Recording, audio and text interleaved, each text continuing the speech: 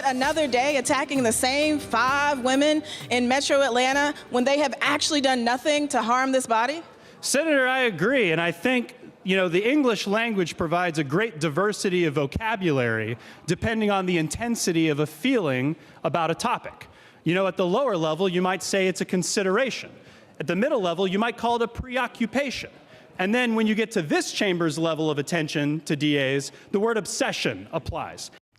Democratic frustration in the Senate today as a bill that would change the election rules for Metro Atlanta district attorneys is debated. Good evening and welcome to Lawmakers. It's day 37. There are just 3 more legislative days. I'm Donna Lowry in Atlanta. About a quarter of Georgia residents live in rural areas. We're going to spend time talking about their unique challenges, such as limited access to health care, high poverty rates, and significant infrastructure gaps. We'll discuss legislation looking to help improve the lives of rural Georgians with 2 lawmakers from different areas of the state. Then 2 members of the House who represent larger communities will talk about booting vehicles and raising the minimum wage. During the final push of this year's session, the days are getting longer as each chamber tries to work through as many bills as they can. Here's Capitol correspondent Sarah Callis with a report on the day's events. Hi, Donna. Today at the Capitol, lawmakers took up legislation dealing with school scholarships, money, and autism. On day 37, the Senate took up 14 bills and 1 resolution. Most notable, the Senate took 3 related House bills and combined them all into HB 328. All deal with vouchers from school scholarship organizations used for sending students to private schools.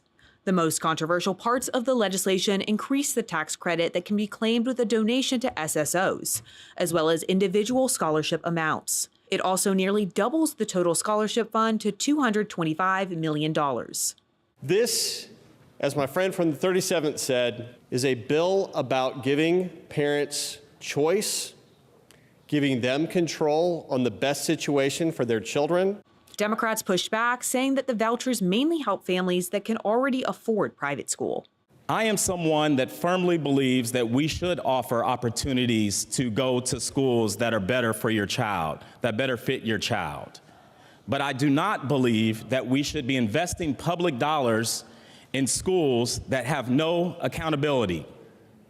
We have no data on these schools as it relates to how their students can read, how their students can do math, or any of those things. The bill was passed along party lines, 30-20. HB 369 was a gutted House bill that would make district attorneys, as well as other county officials, elections in large metro Atlanta counties nonpartisan. Republicans inserted language from a previous Senate bill, SB 573, that was voted down on crossover day because of a clerical error, into the new Franken bill. It's important that we look at our law enforcement intensive counties the right way. Things such as the World Cup coming, the world's busiest airport, Super Bowls, NCAA, et cetera. I've made my entire career in this General Assembly about public safety, and this is a public safety issue. We've already debated this bill. Everybody knows how they're going to vote. So I'd encourage us to move on. Democrats said that this is, once again, about punishing a district attorney's politics, like Fulton County's Fonnie Willis, rather than election fairness. Either the role should be nonpartisan or it should be partisan, and the state of Georgia can make a policy decision about it one way or the other. But to pretend that there's anything at work in this bill other than rank, raw partisanship as to the composition of district attorney elections in these large counties is a complete farce. Despite Democrats vowing to fight the new law in court, the bill was passed along party lines, 32-21. And HB 1112 could remove a bit of cash out of your pocket, at least the pennies. With the federal treasury stopping production of the penny, the bill would round up or down cash purchases to the nearest 5 cents. If your total comes out to 1 or 2, you round down to 0. If it's 3 or 4, you round up to 5. If it's 6 or 7, you round down to 5, and it's 8 or 9, you round up to 10. The bill was passed unanimously. The House moved through the rules calendar slowly today and did not vote on their first bill until after 2 p.m. The first bill passed was SB 433, or Rio's Law, which would create an optional license plate symbol for drivers with autism or parents of children with autism. The bill was named after a child with autism. For parents and individuals with autism spectrum disorder, a regular traffic stop can quickly escalate into a sensitive situation. Many individuals with autism have sensory sensitivity or communication differences that might not translate well when interacting with law enforcement. SB 433 also creates a training program for law enforcement officers on interacting with people with autism. The bill passed unanimously and now heads to the governor's desk to be signed into law. The House also passed Senate Resolution 622, which creates a joint study committee to examine the rising cost in Georgia's foster care system. The legislation came after the Department of Family and Child Services reported an $88 million shortfall this year. This is to facilitate a study committee to try to determine why the escalating cost of children in foster care has happened. Since 2022, the costs have escalated 159%. It costs more to house these kids, we know that, but we need to drill down and find out exactly how we can handle this more efficiently and make sure that the 10,000 children that are in foster care in our state get the services they need. Senate Bill 547 aims to crack down on pimping by making pimping and pandering a felony on the first offense. Our state will not tolerate this sort of behavior of those preying on the most innocent among us. The bill passed 166 to 2. Also in the House today, 2 representatives said farewell to the chamber. Representative Park Cannon is not running for re-election after serving in the House for 10 years. And Representative Lynn Smith is retiring after nearly 30 years in the House. The House also passed legislation dealing with regulating AI chatbots and cracking down on email identity theft. Lawmakers will be back on Friday for Day 38. That's my Capitol Report. Donna? Thanks, Sarah. In Georgia, roughly 120 out of the state's 159 counties are considered rural. Rural areas in the state are a county with a population of 50,000 or less, or a municipality with a population under 15,000. Joining me are 2 lawmakers who represent rural areas. From Glenville and Tattnall County, with a population between 3,800 and 5,000, is Republican Representative Bill Werkheiser. He is chairman of the Industry and Labor Committee, and he's also on the Appropriations Committee. Also from Cordele in Crisp County, which has a population about 10,000, is Republican Senator Carden Summers. He is chairman of Banking and Finance and vice chair of Regulated Industries and Utilities. Welcome to Lawmakers for this session, both of you. I appreciate this. Let's talk about rural areas. Chairman Summers, what are the unique aspects of living in a rural area? What would you say? Well, right off the bat, I'd say traffic. No traffic. Without question. I mean, it's wonderful that you can get here and there in 5 minutes versus just getting there in about an hour. Another thing is, you know everybody, Donna. It's just so nice that you're in an area where people know people, and you know it's not just your church groups, it's your organizations in general. You just know so many people. And rural Georgia is amazing because you can actually go out and not see concrete buildings and massive structures. You can actually see what God created. Okay, what about you? What would you say? I was going to say the same thing, the fact that it's more of a community, much bigger than your church group, or you're in different civic clubs or whatever. It seems like you know a lot more people. Yeah. And it's a great place to raise your kids. We're very fortunate to raise our kids in rural Georgia, and during that time we were on 70 acres, so it was a good time to do that. Absolutely. Yeah, and you guys want to keep it that way. So I want to talk about the bill you have, the Rural Incentive Act. Tell us about why you wanted that. What would that be about? Going back to what you said earlier about 120 counties being rural, the Rural Incentive Act would play into effect that if you were between the ages of 16 and 35, and I did it to 35 because it takes that long to get out of medical school. And that's the issue with that. But if you were between the ages of 16 and 35, and you stayed in rural Georgia and you worked in rural Georgia and you put roots in rural Georgia, you pay no income tax. Period. Wow. It was an incentive to help people, because the problem is most of our young people are being drawn up here to the donut because they think they're going to make this incredible salary. They don't realize the cost of living is 2 to 3 times what it would be in rural Georgia. So if they had some incentives to say, I just like incentives to help young people, and that was an incentive I thought would be a really good one to put in there. And it's moved, but it's just sitting in a committee right now. Okay, but you said you you're not done with this. Absolutely not. We got to give incentive to rural Georgia. Okay. All right. We'll talk about that. Chairman Werkheiser, you are dealing with the crisis. You want to talk about the Georgia hospital crisis, and we want to talk about that a little bit. The College of Coastal Georgia reports that Georgia ranks third highest in the nation for rural hospital closures. Since 2005, 9 rural hospitals have closed. 18 of 30 remaining rural hospitals are at risk of closing, and 9 hospitals face immediate risk. When it comes to service gaps, 60% of rural hospitals have 0 OB physicians, 52% have no psychiatrists, and 39% lack dedicated emergency room physicians. The impact is rural Americans have a 43% higher chance of dying from common illnesses due to these closures. So, Chairman Werkheiser, explain the distance between some of these hospitals as part of it. What is the problem? So I get to see a little bit behind the scenes because I've been serving on one of our local hospitals for 5 years. So I get to look at financials. You get to talk about stuff see how they operate and some of the problems.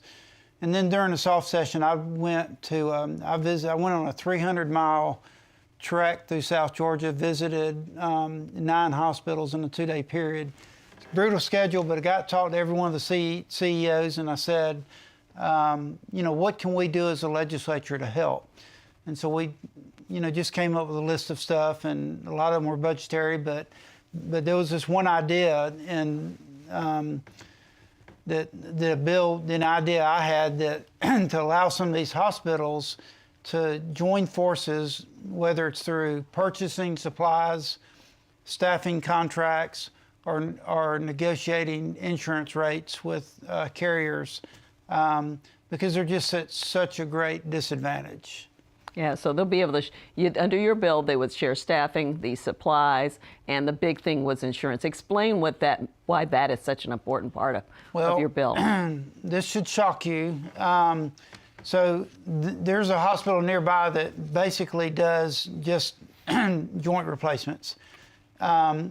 But you can get a gallbladder surgery there, and you might get it reimbursed, or that hospital will get reimbursed around $6,000.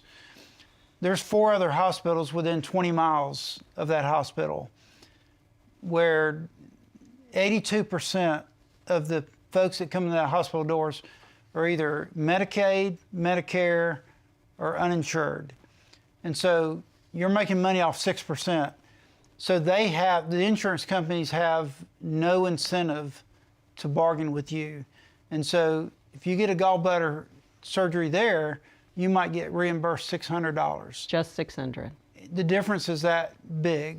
And so it's not fair, and this bill, the aim was to address that. Okay, we're going to talk more about that in a second, what happened to your bill. So I do want to talk a little bit about you, Chairman Summers. Let's talk about your bill that would punish protesters who are on the interstate. Okay, not punishing anybody. Well, first of all, I'm a 100% believer in the First Amendment. You can protest. I'll stand there with you and hold the flag. The bill, that law was already in place in regards to blocking roads and streets, bridges, et cetera, et cetera. What we did was say we made it a highly aggravated misdemeanor if they don't move when they're told to by law enforcement. And by making it a highly aggravated misdemeanor, it simply added jail time and a higher fine. The part about sidewalks and passageways was always a misdemeanor. So that didn't change. We just had to put it back in the bill. But it's simply, you want to stop mothers from getting to school. You don't want to stop ambulances. You don't want to stop fire trucks. They shouldn't be in the middle of the road. If you have a permit to close the road, that's one thing. Everybody knows it. But you don't have a permit to close the road just because you want to protest. You want to protest legally. And how did that bill do? It passed, House and Senate. Yeah, so it's ready to go to the governor now. I would think he would sign it any day now. Okay. Yes, ma'am. All right. I want to get back to what happened to your bill. So it did great. It was in the House, came out of the House. What happened after it got to the Senate? The House passed it unanimously, both in committee and as a chamber. So it's a very bipartisan issue. Apparently the Senate has different ideas on health care. and they took the bill and replaced it with CON, which basically killed the bill. Certificate of need. Yep. And Yeah. explain what that is. That's to get a hospital into an area. Yeah, and there are reasons for certificate of need in the metro area, but the reason it exists now is to prevent a larger hospital taking the non-82%, the 8% of people who can pay, and setting up an ambulatory service or outpatient and capturing those patients, people who've got good insurance, build a nice new ambulatory service. And so CON, or certificate of need, prevents that from happening. And there's a reason to do that because of cost in metro when you've got large hospital systems on top of each other.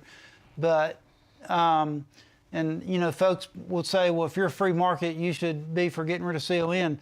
Healthcare is not free market by a long shot. And so that's not a good argument. Yeah, so you're not happy with so after they did that, the bill has to come back to the House. What happened? I had the bill withdrawn. I said I was not going to waste my time dealing with that. It dies at this point as far as you're concerned? Yep. That's what Okay. happened. Yeah. So this is what we hear when we talk about a Frankenstein bill that comes over and you felt really good about it and now it's totally gone. Well, this time of year, you're going to have every bill, you have to read them closely because just because they got the number on you saw 2 weeks ago doesn't mean what's in that bill today. Yeah, and we talk a lot about leading up to crossover, how important it is to cross over, but that doesn't mean it's going to make it. So I can tell you're very disappointed. I am. Okay, all right. Well, I appreciate it. Con is so important to rural Georgia, too. I mean, that's what he's trying. I mean, rural hospitals are on the verge of closing. I mean, the hospitals they teeter all the time on, just barely getting the doors open. So anything we can do to help in regards to hospital care in rural Georgia, I champion what he was trying to do. Yeah, so you probably won't give up. It sounds like this is something you really care about. I don't know. Okay. All right. Well, I appreciate you coming on because you were initially going to talk about this and then things happened today, but you wanted to come on and still talk about it, so I appreciate it. Thank you both for coming on. It's always great to have you on. Right. Thank you, Donna. So coming up, we'll talk about legislation fighting fentanyl traffickers, tightening NIL protection for high school athletes, and capping fees on vehicles that are booted. Two Democrats join me on the set, and for one of them, it's his last time on Lawmakers because he's retiring from his seat. Stay with us. Georgia Farm Bureau, a grassroots organization dedicated to preserving Georgia agriculture. Farm Bureau advocates for all Georgia farmers at the state capitol during the session and year-round. Georgia Farm Bureau, the voice of Georgia farmers. Hi, I'm Burt Wesley Huffman, joining you from the set of Lawmakers, now in its 56th season covering the Georgia legislative session. Community and collaboration are foundational to our work, and we're honored to bring those concepts together around the issues and stories that matter to you. Your engagement powers our ability to create trusted programming that encourages curiosity and conversation with Georgia in focus. It's all here for you, so please support it now with your generous gift at gpb.org/give. It's not a country thing or a city thing, but it is a get the crew together thing. It's not a soul music thing or a folk music thing, but it is a finding your new favorite local band thing. It's not a Yellow Jacket thing or a Bulldog thing, but it is a Football Fridays thing that brings every fan to their feet. Tune in to GPB. It's a Georgia thing. We came across this intriguing story. Things are starting to get going. Are you prepared? It is a golden opportunity.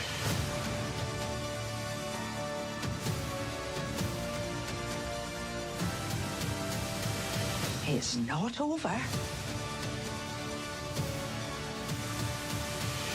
It will be all that you've dreamed of.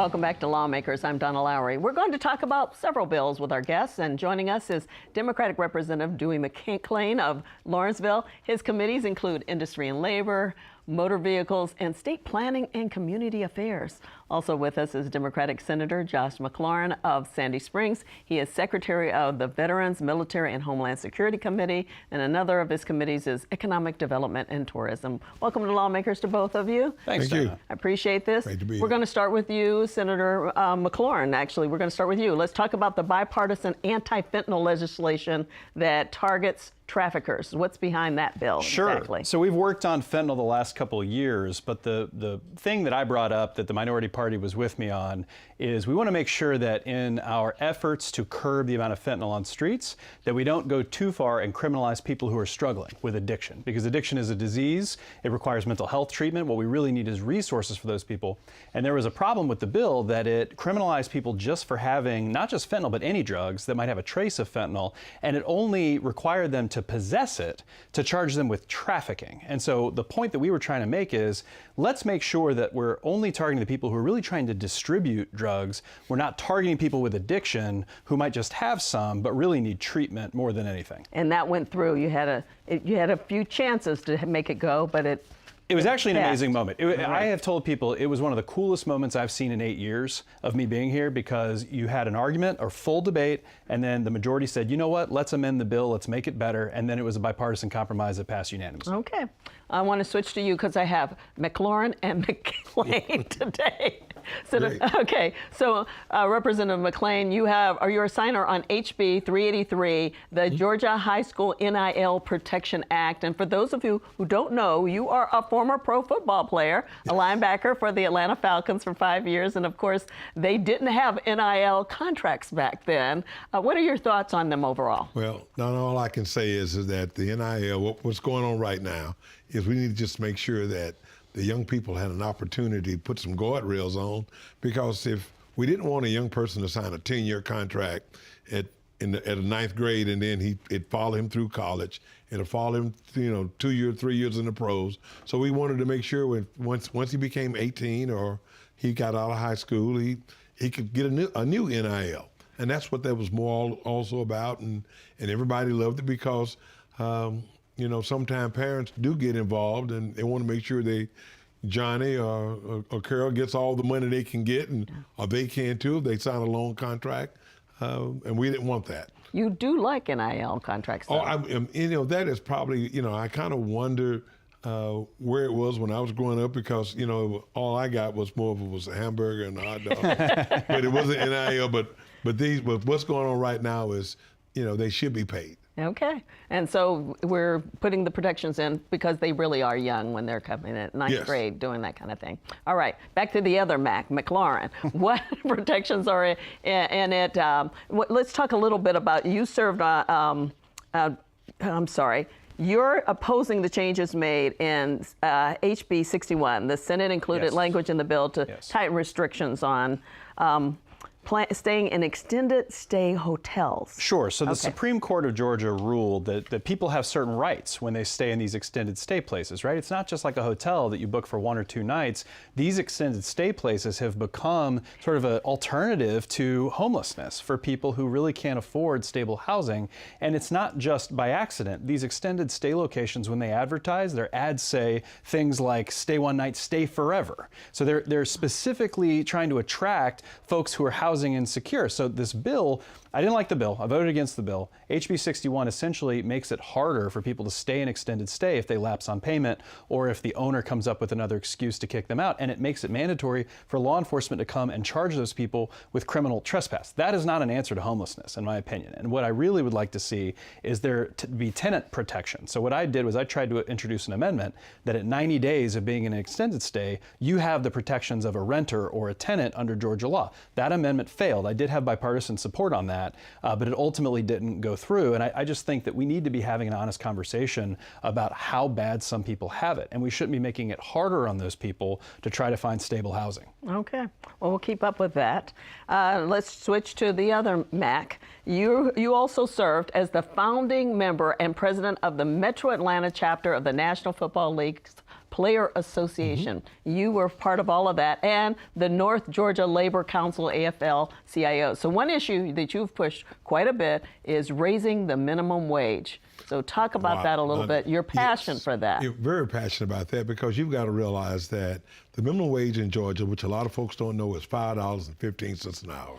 I mean, and that's what's in code, $5.15. That's right. And I tell people that, you know, when I started out in 2013 trying to do $15 an hour, which I thought at that time was $31,000 a year, but then you think about shelter, you think about transportation, you think about food, you think about clothing, insurance, and things like that. $31,000 gross is not a lot. But you fast forward 13 years, and I really felt that 15 shouldn't be the number. But since I hadn't gotten 15, why would I go to 25 or why would I go to 20?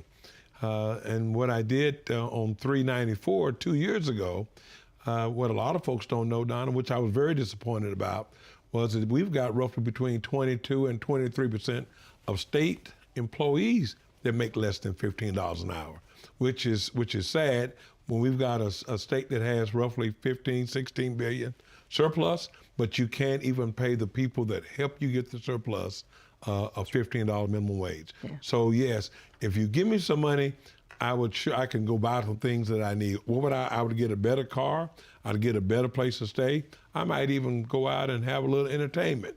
But the bills were $394 and $395, and I'll say the chairman he gave hearings only, but we've got to do better. We've got to do better by the people that serve us in Georgia. Yeah, you'll always care about those kinds of issues, so I appreciate that. And we're going to talk about what's happening with you in just a moment, but I wanted to get to you, Senator McLaurin. You fought to go after another thing, you fought to go after booting vehicles. Uh-oh. Yeah. This is my crusade. I know it. That's right. For years now, I have been trying to take on the predatory car booting industry in the state of Georgia. You got booted, right? And it's not even about that, Donna.